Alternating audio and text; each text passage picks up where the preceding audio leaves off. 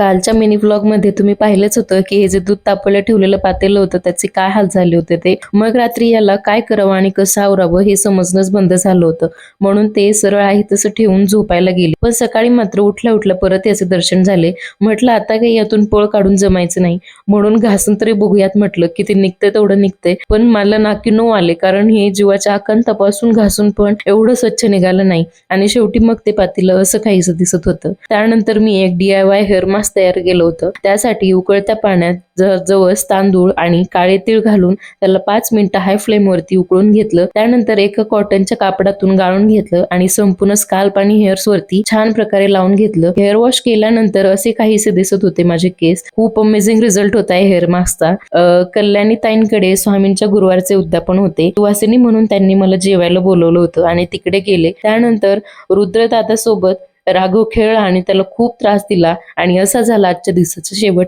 भेटूयात next vlog मध्ये, तोपर्यंत बाय.